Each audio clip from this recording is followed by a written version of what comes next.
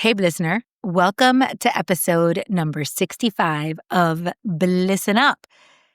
So today is the last Sunday of the month. And if you've been here a while, then you probably already know what that means. But if you are brand new to this podcast or this is your very first episode, welcome. You are in for a treat today. Today is the day that we get to reflect, reset, and realign with the month, the year, and the season that we are living.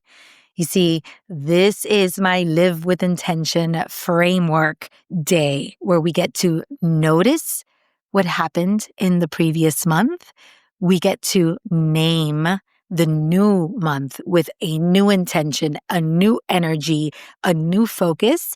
And we get to spend the month nurturing that new theme and that new intention that we have declared on this beautiful day. I love this practice. This is one of the most grounding rituals that I have created in my life. It allows me to continue each month designing and creating a life that sparks bliss. And that is what I want for you. Okay, so let's get started with noticing what happened in July. July's theme for the Listen Up Collective was Enjoy July. Now, for those of you who love a good alliteration, naming the J months is a little tough. I'm not going to lie, because finding alliteration is not always easy, but enjoy was really fun because even though it wasn't a true alliteration, the joy in July made it kind of fun and special. But it wasn't just about joy. It was about enjoying what the month was, enjoying the summer season. It was a beautiful, wonderful time of the month. And now we get to wrap it up. Now, the first part in noticing is looking at what worked in July, right? This is another term for this is called success filing. What went well? What were the wins that you had, the successes that you had in the month? One of the ways that you practice is really simple. Go through your calendar and look at all the things that you did in the month. Go through your phone and look at your camera roll and take a little trip down July's memory lane and see what this month represented for you. What did you enjoy in the month? And how did you nurture the enjoy theme? Now, for me, I had a couple things that I enjoyed, which I'll share with you. One was I enjoyed watching a new series called Stick. I don't know if you've heard of it. It's the producer from Ted Lasso also produced Stick, which I want to say is Roy Kent from Ted Lasso, but I'm not 100% sure. But it is just such a feel-good, incredible show. It's with Owen Wilson. I loved it. I was totally obsessed. And it was one of those family shows that I got to watch with my husband and my kid. We loved Ted Lasso, so we loved Stick. It was a great show. If you haven't watched it, I highly encourage you to turn it on. It brought me a lot of joy. Now, the thing about watching series with my family is one of the ways that we connect is through watching these like little feel-good series. It's something that we enjoy doing as a family where my husband is a big TV watcher and I'm not. But whenever we get a good show that we can enjoy together, we take advantage of it because it's a good time to spend together and then we can talk about the show and we relate to the characters. It's awesome. So that was fun in July. Another thing I enjoyed this month, and I talked about it in one of my earlier episodes, was I really wanted to work on my systems in my business and in my life. It all started with a podcast episode that I had listened to, and then it prompted me to go down this rabbit hole, and I started reading this book called Buy Back Your Time with Dan Martell, and I finally finished reading the book. So I enjoyed in July having access to the book, reading the book, implementing some of the strategies in the book. It was really great, and it actually makes me laugh because Okay, I'm going to share with you this story. It's a little bit cheesy, but I'm going to go ahead and share with you. So this past weekend, I got together with a couple of friends of ours, and we surprised my soul sister Betsy for her birthday. She was spending the week in Sarasota with her family. And we wanted to give her a special birthday surprise by showing up in Sarasota and crashing her family party and taking her out to dinner on her birthday and all this kind of stuff. So we did. We showed up and we had this beautiful weekend. And on the second night that we were there, we were all hanging out in the house after dinner and all that kind of stuff. And we had sang her happy birthday, and it was just lovely. And I was talking to one of the couples that was there with us. I was talking to the girl, my friend Nati, and we were talking about work. We somehow got into talking about work, and I got inspired to pull out the book, which I was almost done with. I only had like one chapter left of Buy Back Your Time, and share with her some of the things I had learned in that book. It was like super fun. And as we're talking about that, her husband, Alex, comes in, and Alex has a podcast of his own, which I'll link in the show notes. And he's also a good friend of mine. So Alex sees the book on the table and he says, "Oh my God, Caro, that book is one of my favorite books of all time, top 5 of all time. I love that book." So of course I ask him, like, "Well, have you implemented all the strategies of the book?" He says, "Yes." I want to know more. And before we know it, we are completely geeking out talking about this book and the strategies and how to implement them and how to apply them into our life. I was at the peak of joy. I understand what a nerd I am. I understand that personal development and productivity and personal growth literally lights my fire. I get so happy and so blissful when I am talking about these things, and to connect with somebody on a vacation that is willing to have these conversations with me was like the perfect combination. I was having a spark of bliss in that moment. It was so joyful. I can only compare it to somebody that maybe has like a passion about boating or something, or, playing golf or race car driving or shopping, or, I don't know, anything. When you find somebody that will connect with you and will talk to you about the thing you love the most in the world, there's nothing better than that. So that totally made my trip just even happier. And I enjoyed that trip even more thanks to Alex. So shout out to Alex. I'll link his podcast in the show notes if you want to know what he does and what he's all about. He's a super cool guy. So anyway, those were all the things that I enjoyed this month. I'm thinking if there's anything else in Enjoy July that I loved. I mean, I traveled a lot with my family. This summer became kind of like a beach summer. It was the summer that I've gone the most times on beach vacations. We didn't have any big trip planned for the summer. So because of that, we did all these little mini vacations to the beach. And we did Fort Myers, we did Hutchinson, we did Marco Island, and then Sarasota. And it was really lovely to have that beach vacation. I always like to look back and see how oftentimes in hindsight, when you connect the dots of your life and how your life flows, you start to find how sometimes subconsciously or inadvertently, little themes start to make themselves. So there have been seasons where we've done a ton of escape rooms, and it's like the escape room season. There's been seasons where we've done a ton of theater, and then it's like the theater season. And this summer was like the beach summer. So I thought that was kind of fun, and I enjoyed that also. So those are the things that worked for me in July that were kind of wins. Okay, so now we move on to what do we want to carry into the next month, right? What do we want to take with us from July into August? And for me personally, it's the systems. Man, I have enjoyed creating systems in my life or implementing systems in my life. I want to carry this on forever, really, truly. I want to become a person and step into the identity of a systemized person. And I've been working a lot on this because it was not my default. I'm an organized person, but I'm not a systemized person at all. I find that I'm very creative and spontaneous. My girlfriend lovingly refers to me as the fire drill, friend, right? I tend to think of things last minute. I'm very spontaneous. I'm in human design. An emotional generator. So I work in response often. And because I work in response, then I have to wait to respond to something in order to create what I want.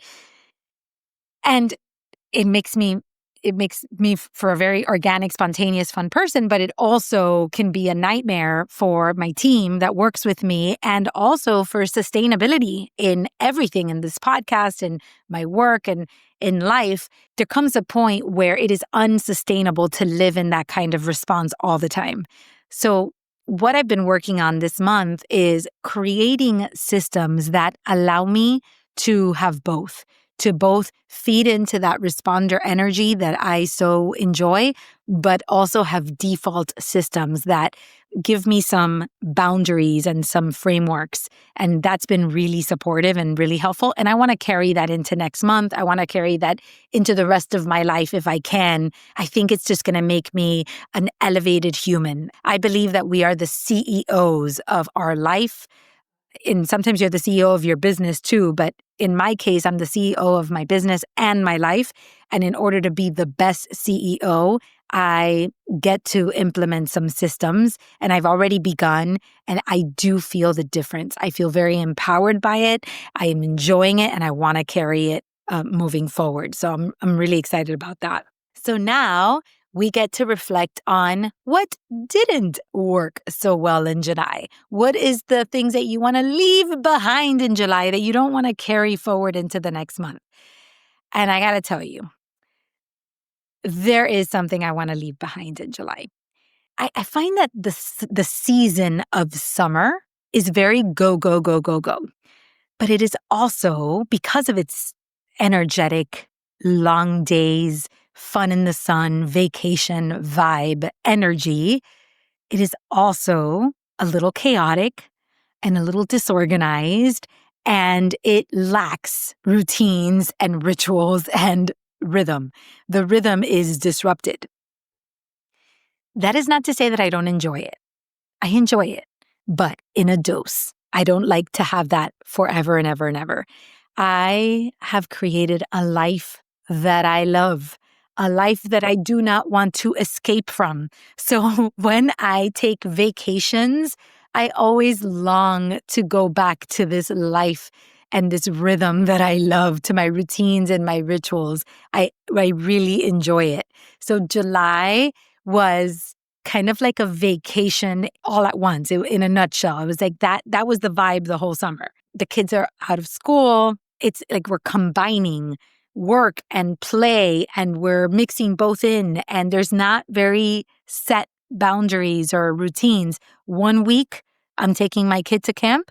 The next week, he's not in camp. One week, I can make it to the gym. The next week, I can't make it to the gym. Every day is different. Every day has its own agenda. It's a little chaotic, and there's a lot of fun in that. There's a lot of opportunity for enjoyment, but it can also wear you down. It can be a little tiring, and I long for my rhythms and my routine back. So I will happily leave that energy in July. I will happily leave the vacation vibes in July, and I am getting ready to bring in a more steady vibe, which is how I feel about August. I feel like August is ending the summer season. It's getting you ready for the fall. There's a steadiness to it. It's like, come back to me. Come back to me, August. It's more grounding, which I am longing for and I'm enthusiastic about. There's something else I want to share about this. Over the years, I have learned a lot about growth mindset and your neural pathways and how important it is to activate the different neural pathways in your brain. So I am not of the belief that you should have routines and habits that make you robotic. There is a beautiful energy and being ritualized and systemic that is great. That's why I'm trying to implement that more in my life. But there is also a danger to that, right? There's always like a con to that. And that is that if you get too robotic and too ritualistic and too systemic in your daily living, your neural pathways start to solidify and harden, and actually your brain starts to shrink. I heard a whole podcast episode about the science behind this, and it really impacted me. So what I love about July is that it is an interruption to those rhythms and routines and rituals. And I appreciate that, right? I look at it in my brain like, oh, I'm activating my neural pathways. That's why I love traveling, going away, being uncomfortable, doing challenges and resets and changing things up and not always sticking to one thing because of those neural pathways. So it's good. It's not that it's bad, but I also love to have a home to come back to, a return to that, the comfort of the rituals and the rhythms and the repetitive life and the routines that you enjoy. So that's kind of like another side note on that issue. Hey, listener, I'm taking a quick pause because I have to let you know that I have just opened the doors to the Blissin' Up Hub. This is a 6-month coaching circle where we are taking a deep dive into the frameworks that I've been teaching for the last 6 years with my one-on-one clients, with different groups, and on this podcast. And I am putting it all in one place for you to integrate into your life. We are going to have weekly coaching, seasonal challenges, and a sacred community to put these principles into practice and integrate in real time. I am so excited. We are kicking off this group on August 4th. The link is in the show notes. And now back to the episode. So all this leads to naming the intention and the theme for August. Because now we know, right? We've taken the time to reflect on what happened in July. What was the season for you? What were the themes that you picked up from that season? Oh my goodness, I almost forgot this. I have so much to share with you today. The other thing that I enjoyed so much of July was remembering. I did 2 podcast episodes about it, the last 2, because something about July has produced this remembering energy in my heart and my soul. And I have found that to be just such an enjoyment of the month and of my life. It has brought me so much joy. Okay, now I really am going into August, I promise. Once you've done all of this reflecting and this noticing, this sets up the stage perfectly for you to name this upcoming month. What energy are you stepping into? What identity are you stepping into? What is your intention for the upcoming month? How do you want to feel? What would success look like for you at the end of the month? And we get to name that together as a collective, and you also get to name it as an individual. So for you, you can pick your own theme, or you can adopt the Blissin' Up theme. Either one supports you. Either one is in your favor. You can do a combination of both. It is completely up to you. There's no rules in this game. There's only a methodology that you get to implement and integrate into your own life. You get to customize this for yourself. So as I thought about what energy I wanted in August, the theme that came to me was, drum roll please, Anchor August. The theme for this month is anchor. Get anchored into August. Now, what does it mean to anchor into August? If you've ever been on a boat before and you have dropped an anchor into the ocean, what happens? What does that do? The anchor digs into the ground and it keeps the boat steady. But here's what's beautiful about it. It keeps it steady, facing in one direction, and the anchor is a long anchor, so it gives the boat a little bit of an opportunity to shift to one direction or shift in the other direction. But what it does not allow is for the boat to drift away. August to me is about dropping the anchor into the reset of the direction of the life that you want to live. Okay? The summer months can have you drift away a little bit because of all the chaos and the disorganization.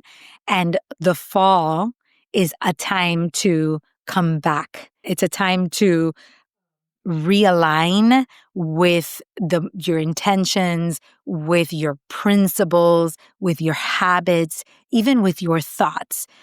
Fall is the time of harvesting. It's the upcoming season where we get to reap the benefits of the work that we've put in throughout the year. And I think one of the most beautiful ways to step into fall is by having spent August anchored into our best life. Okay, so notice I used the word drift. Before I talk about nurturing the anchor theme, I kind of want to share this with you. And I've shared this book in the past, but I want to bring it up again because it's such an important concept. If you have ever read the book Outwitting the Devil by Napoleon Hill, to me, this is one of like the best books of all time. I find it to be a must read. I'll link up the book in the show notes. I invite you to add this book into your rotation. Read this book. It's a great book. But in Outwitting the Devil, Napoleon Hill defines a drifter as someone who lacks definiteness of purpose, a person who moves through life aimlessly, without clear goals, discipline, or control over their thoughts. Drifters are easily influenced by external circumstances and the opinions of others. They procrastinate, they avoid responsibility, and they are ruled by fear. This is what he calls a drifter. He says that non-drifters are people who are purposeful, intentional, independent thinkers, and take control over their thoughts. They are people who live in abundance and in self-mastery, in self-regulation, in self-leadership, and they are not governed by fear, even if fear jumps into the car from time to time. Anchor in August is about stepping into that identity, into the identity of a non-drifter. That is what I want for you. I want you to really think about what does that mean in your life. Maybe it's through your mindset. Maybe it's through your wellness habits. Maybe it's in your relationships.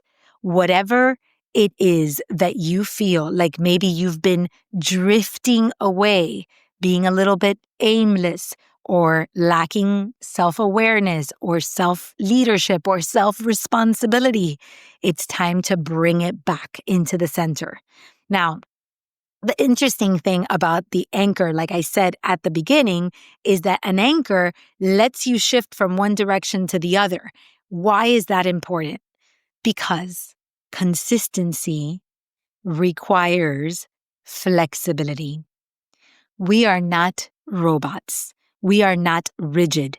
Takes us back to the neural pathways. We get to have both certainty and variety. They're the basic human needs in our lives, is to have a little bit of both. So an anchor is about anchoring you into the right path, but not holding you so tight that you feel like a prisoner. It wants to give you space. It wants to give you freedom. It wants to give you the opportunity. It's almost like you're picking a lane, but in that lane, you get to swerve a little bit to the right or to the left, right? There's wiggle room in your lane. So that's what I love about this idea of anchoring into August. So dropping the anchor in August could look like this, for example. Did you pick a word of the year? Have you revisited that word of the year? Maybe it's time to anchor into that word for the last few months of the year, right? What was that word? What was that intention that you picked up in the beginning of the year? Another thing is, are your kids going back to school? Maybe it's time to anchor into getting organized for the school year, getting everybody into the routine, into order, making sure that we are set in a way that nurtures the kids, but also nurtures your soul and your well-being also. Maybe your kids are off to college. Maybe you're anchoring in by getting them ready for college and you're participating in getting their dorm room ready or helping them with the travel plans. Maybe anchoring in is getting the house in order. It's decluttering. It's getting yourself ready for the fall. It's cleaning out the space so that you can start a new season with joy and with intention. Maybe re-anchoring means getting into a regular routine with exercise or with eating habits, right? Whatever it is for you, this is the time to anchor in and reset and realign with what matters most and getting you heading in an actual direction. For me personally, I am really, really excited because the date that this podcast episode releases on this last Sunday of the month, I am actually in NSA, which is the National Speakers Association Conference. Now, this conference is super important to me. My father started taking me to this conference when I was just 13 years old. And at the time, my father traveled all over the world. He was a motivational speaker. I didn't get to spend a lot of one-on-one time with him, but he joined this speakers association and learned that they had a youth program that ran parallel to the speakers convention. So he decided to try it out and bring me to see what it would look like if we could go to this convention together. And what it became was he would go to the convention during the day. I would go to my convention during the day. And then at night, we would reconvene and we would talk about what we learned, talk about the speakers, share our experiences. We'd have dinner together. We would celebrate together. And it became one of the best weeks of my life. I would look forward to the week at NSA like if it was Christmas morning. All year, I would long for NSA. And he took me to this program every year, all through my childhood into my adult years. We never missed a year together. It was one of the most beautiful practices of our lives. For us, one of the reasons that it was so grounding was that it was through that convention that my father was able to align the work that he did with the love he had for his daughter. Like, I got to have a front seat at what this world looked like, this personal development world was, why he loved it so much, and why his work mattered so much, why it was so important to him to do this work. And I became a partner in his journey, a partner in that project. So when we would go back home and he wasn't around and he was out traveling and working, I knew why he was doing it. There was purpose and meaning behind the work, and I celebrated that, and I didn't resent him for it. I actually enjoyed that he got to do this work. I admired the work, and I really became a partner in his work. So that was a really important convention for me, and I always longed to eventually take my kids to that convention. It was something that I really, really wanted to do. And unfortunately, my father passed away before my kids were old enough to attend the convention. You start the youth program when you're 10 years old, and my father passed away when Orly was just 7. So I never was able to merge, like to have my father there and my kids there at the same time. But the year Orly turned 10, I was at NSA with my kid, introducing him to the youth program. And then not only did I get to bring him, but I got to bring all 3 of my children. And eventually I was able to chair the youth program and run the youth program with my incredible friend and co-youth chair, Dan Thurman. Dan Thurman has a book called Off Balance on Purpose, and he talks about creating lifelines to the things that matter most in your life in order to create alignment. And NSA was one of our lifelines. And Dan and I got to work together in creating that lifeline for my children. And it's one of the things that I feel the most proud of and I feel the most connected to. And now my kids all year long to go to NSA. I mean, they've already been asking every day, when is NSA? When is NSA? They're calling their friends. It's like they are experiencing and living what I lived as a youth. And me, that I'm a person of a lot of tradition, I value a lot of rituals. And I didn't have a lot of those traditions growing up because I didn't have the most conventional family life. As you may know from other episodes, my life was very unconventional, so I didn't have that many traditions and rituals, but NSA was one of the traditions that I had. So to be able to pass that on to my children is an absolute gift. So for me to end July and begin August at NSA is dropping the anchor into my year. It's such an important time for me to reset and realign and drop that anchor and remember what this year's about. Spend some days looking at my purpose, looking at my business, looking at my life, reconnecting with myself and getting ready for a new season, which is coming. So now it is your turn.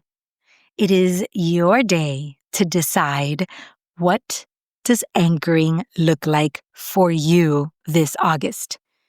Where have you been drifting? What are the rhythms you want to call back into your life? I invite you to sit with your journal and spend a little bit of time. Doesn't have to be a long time, 5 minutes on this sacred Sunday, and drop the anchor in your life. Decide what you are anchoring into this August. And if you have chosen a different theme, then the exercise is still the same. I want you to spend a few minutes journaling. How are you going to nurture the theme that you chose for the month? Whether it's anchor or a different one, how will you nurture it? Look at your calendar, look at the events that are coming up, look at the habits you want to implement, look at the identity you want to nurture, look at the energy you want to show up this month in, and get to work. It's going to be amazing. So now that you've picked your theme, now let's put this into action. I would love to invite you to play with me and post a picture of yourself with a thumbs up, or a picture of your calendar, or a picture of something that symbolizes what you're going to do in August, and use the hashtag #AnchorAugust and tag me at Caroline de Posada on Instagram so that I can see what you are doing this August. If you tag me, that will allow me to feature you on my stories and hold you accountable, celebrate with you, and be a part of your journey this August. And lastly, I invite you to join me on August 2nd for our kickoff sunrise walk. Now, I host sunrise walks sporadically throughout the year, but this was for me a very important sunrise walk because it is dropping the anchor into August. It is kicking off the new month, and it is kicking off the hub, which I am starting on August 4th, which you're also invited to join. The Listen Up Hub is a 6-month coaching container in which we are going to do all of this work that I'm talking about in this podcast. We're going to do it together in real time. We're going to integrate these principles, these rhythms, these rituals. Every week, you get to come on Zoom and do hot seat coaching with me. You can literally coach with me week after week after week and implement this stuff into your own life, into your own unique circumstances, so that you're not just passively listening to this, but you are putting this work into action. I am super excited about this. So we've got a lot to do together. This month is going to be a great month. We're going to kick it off with the sunrise walk. We are launching the Listen Up Hub, and we are anchoring in August.